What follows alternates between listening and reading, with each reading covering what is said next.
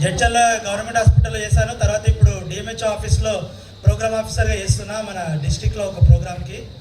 So ఈరోజు ఈ తెలంగాణ రన్లో నాకు ఈ అవకాశం వచ్చినందుకు చాలా గ్రేట్గా ఫీల్ అవుతున్నా. ఎందుకంటే ఈ సిపిఆర్ అనేది చాలా మ్యాండేటరీ. ఇది ప్రతి స్కూల్లో, ప్రతి కాలేజ్లో, ప్రతి ఏమంటారు ఎవరికైనా కూడా అవసరం వచ్చే టాపిక్ ఇది సిపిఆర్ అనేది. ఎందుకంటే మనం నిత్యం చూస్తున్నాం ప్రతి వాట్సాప్లో కానీ, సోషల్ మీడియాలో కానీ, బయట కానీ సడన్ హార్ట్ అటాక్లు ఎక్కువైపోయినాయి ఈ మధ్యన. అది కూడా పోస్ట్ కోవిడ్ చాలా ఎక్కువైపోయినాయి సడన్ హార్ట్ అటాక్స్. అది కూడా ఏజ్తో లిమిట్ లేదు, ఎవరికైనా వస్తుంది. ఇంతకుముందు హార్ట్ అటాక్ అంటే ఒక 50 years 60 years అబ్బో వాళ్ళకే చూస్తున్నాం. కానీ ఇప్పుడు 20 years 16 years even below 20 years నుంచి సో 50 above years వాళ్ళకు కూడా ఈ హార్ట్ అటాక్స్ అనేవి సడన్గా వచ్చేస్తున్నాయి. ఎట్లా అంటే కొంతమంది డ్యాన్స్ చేస్తూ సడన్గా ఏదో స్విచ్ ఆఫ్ చేసినట్టు పడిపోతున్నారు. అండ్ క్రికెట్ ఆడుతూ చాలా చూసినాం ఇన్సిడెంట్. మనకి ప్రతి ఒక్కరికి తెలుసుకోవాల్సిన ప్రక్రియ. సో మనందరూ కూడా చిన్న బ్రీఫ్ ఇంట్రొడక్షన్ ఇస్తా. అంటే సిపిఆర్ అంటే ఏంది అనేది తెలిసి ఉండాలి. సి అంటే కార్డియో, పి అంటే పల్మనరీ, ఆర్ అంటే రీసక్సిటేషన్. అంటే సి అంటే కార్డియో అంటే గుండె, అండ్ పి అంటే పల్మనరీ అంటే లంగ్స్, ఆర్ అంటే రీసక్సిటేషన్ అంటే గుండె లంగ్స్ యొక్క పనిని మనం కృత్రిమంగా ఇస్తున్నాం, దాన్నే సిపిఆర్ అంటాం. సో మనం మనిషి బతికి ఉండాలంటే గుండె కొట్టుకుంటూ ఉండాలి, మనము ఊపిరితిత్తుల నుంచి ఆక్సిజన్ తీసుకుంటూ ఉండాలి. ఈ రెండు కరెక్ట్గా ఉంటేనే మనిషి అనేవాడు యాక్టివ్గా ఉంటాడు, బతికి ఉంటాడు. ఎప్పుడైతే గుండె ఆగిపోయినా, ఆక్సిజన్ తీసుకోవడం ఆగిపోయినా సడన్గా ఉన్నట్టుండి కొలాప్స్ అయిపోయి పడిపోవడం జరుగుతుంది. దాన్నే హార్ట్ అటాక్ అంటాం. సో ఇట్లా ఉన్న వ్యక్తులని మనం ఎవరైనా చూస్తే ఈ సిపిఆర్ చేయడం వల్ల దాదాపుగా 50% వాళ్ళని మనం సేవ్ చేయడానికి ఛాన్స్ ఉంటుంది. ఒక 10 మందిని మనం చూస్తే ఒక 5 మందినైనా సేవ్ చేయడానికి ఛాన్స్ ఉంటుంది.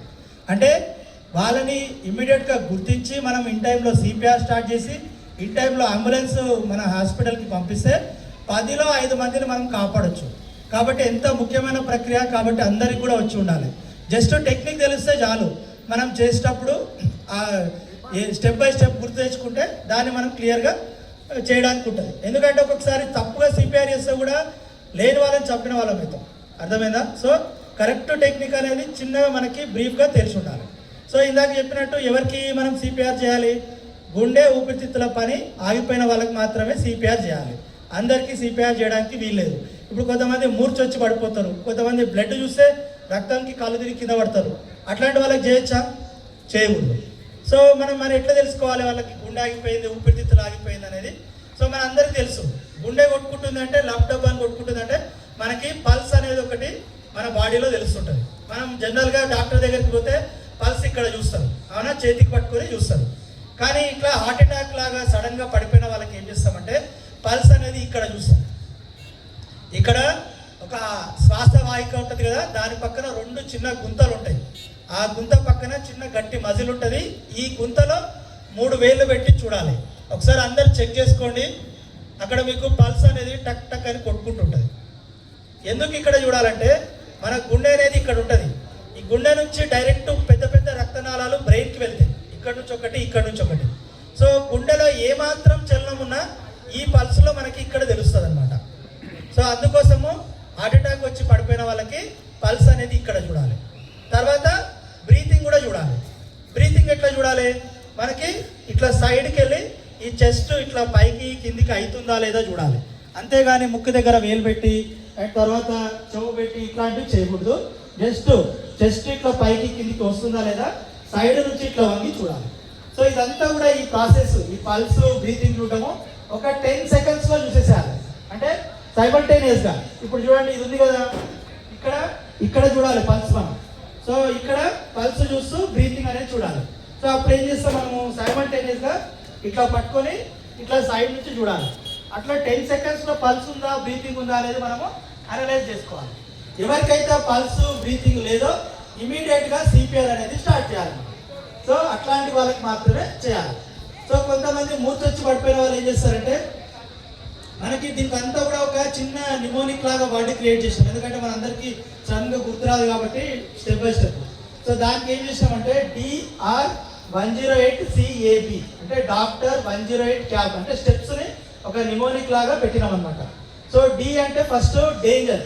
సో ఎవరైతే హార్ట్ అటాక్తో పడిపోయిందో వాళ్ళ సరౌండింగ్స్ మనం చెక్ చేసుకోవాలి. ఎందుకు చెక్ చేసుకోవాలంటే ఒక్కొక్కసారి కరెంట్ షాక్ తగిలి కూడా పడిపోయి ఉంటుంది. మనం సేవ్ చేద్దామని పోతే మనకు కూడా కరెంట్ షాక్ తగులుతుంది. సో కొంతమంది నీళ్ళలో మునిగి చనిపోయి ఉండొచ్చు. మనకి ఈత రాకుండా మనము నీళ్ళ దగ్గరికి పోయినామంటే మనం కూడా చనిపోయే ప్రమాదం ఉంటుంది. కాబట్టి ఫస్ట్ అక్కడ ఏమైనా డేంజర్ ఉందా చూసుకొని ఆ మనిషిని డేంజర్ ప్లేస్ నుంచి ఒక సేఫ్ హార్డ్ ప్రదేశానికి తీసుకొచ్చి పడుకోబెట్టాలి. తర్వాత ఆర్ అంటే రెస్పాన్స్ చూడాలి. సో ఇందాక చెప్పినా కదా, కొంతమంది మూర్చొచ్చి పడిపోయి ఉండొచ్చు, కొంతమంది ఇట్లా సడన్గా గిడ్డినెస్ వచ్చి షుగర్ డౌన్ అయ్యి కూడా పడిపోయి ఉండొచ్చు.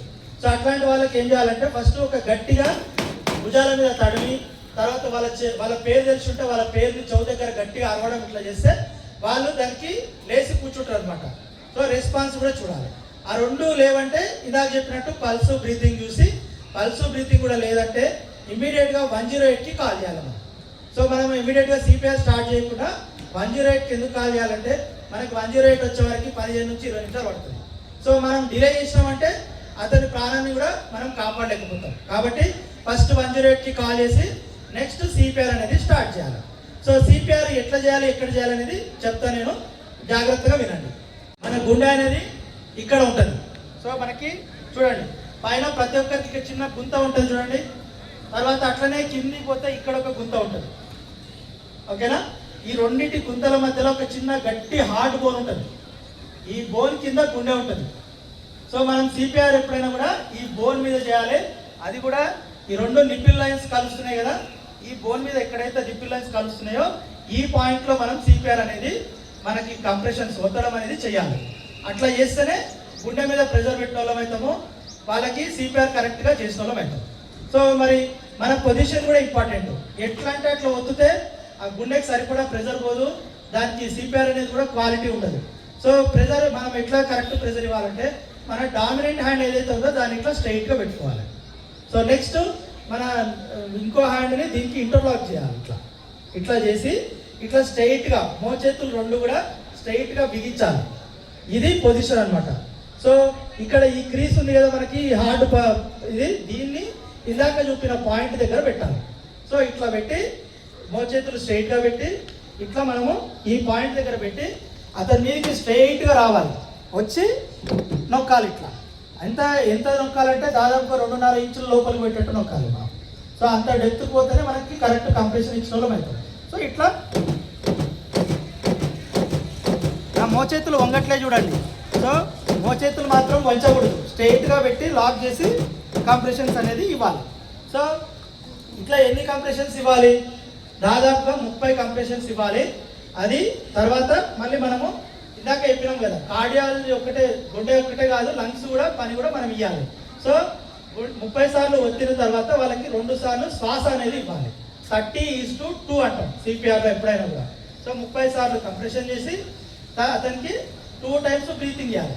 సో బ్రీతింగ్ ఇచ్చినప్పుడు ఏం చేయాలంటే అతని యొక్క తలని ఈ నుదుటి మీద ఇట్లా అదిమి ఇట్లా లేపాలి.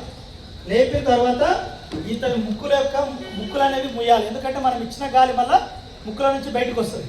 కాబట్టి నోస్ మూసి ఇట్లా ఈ దవడ పట్టుకొని మౌత్ టు మౌత్ బ్రీతింగ్ అనేది ఇవ్వాలి.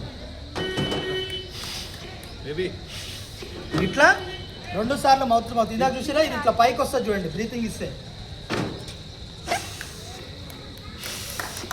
ఇట్లా మనం మౌత్ టు మౌత్ బ్రీతింగ్ ఇస్తే వాళ్ళకి ఆక్సిజన్ అనేది కూడా అందుతుంది. సో 30 సార్లు కంప్రెషను, 2 సార్లు బ్రీతింగ్. ఇట్లా మనం కంటిన్యూ చేస్తూ ఉంటే ఆ సిపిఆర్ అనేది మనం కరెక్ట్గా ఇచ్చిన వాళ్ళం అవుతాం. సో అట్లా ఎప్పటి వరకు చేయాలి? మనకి అంబులెన్స్ వచ్చే వరకు ఆ సిపిఆర్ అనే విధానం చేస్తూనే ఉండాలి. ఒకవేళ ఇద్దరు ఉంటే ఒకరికొసేపు చేస్తూ ఉండాలి. లేదంటే ఒక్కరమే చేయలేమన్నమాట. ఎందుకంటే చెప్పడానికి ఈజీ ఉంటుంది కానీ మనం చేసేటప్పుడు ప్రాక్టికల్గా చేస్తే చాలా బలం పెట్టాల్సి వస్తుంది. సో అప్పుడు మనము ఒక 2-3 సార్లకే అలసిపోతాం. సో ఒకవేళ 2-3 ఉంటే వాళ్ళని కూడా హెల్ప్ చేయమని కోరాలి. సో తద్వారా మనము సిపిఆర్ అనేది క్వాలిటీగా ఇవ్వగలుగుతాం. ఒకసారి అంబులెన్స్ వచ్చిందనుకో, అంబులెన్స్ వాళ్ళు తీసుకుపోయి అంబులెన్స్లో వాళ్ళు ఇంజెక్షన్స్ ఇవ్వడము, ఐవి పెట్టడము, వాళ్ళు సిపిఆర్ చేయడము చేస్తారు. సో ఈ ప్రక్రియను మనం ఖచ్చితంగా అందరూ కూడా నేర్చుకొని ప్రతి ఒక్కరు కూడా ఎవరైనా మీ దగ్గరలో ఇట్లాంటివి ఉన్నప్పుడు హెల్ప్ చేయాలని కోరుకుంటున్నా. మళ్ళొక్కసారి బ్రీఫ్గా చెప్పేస్తాను.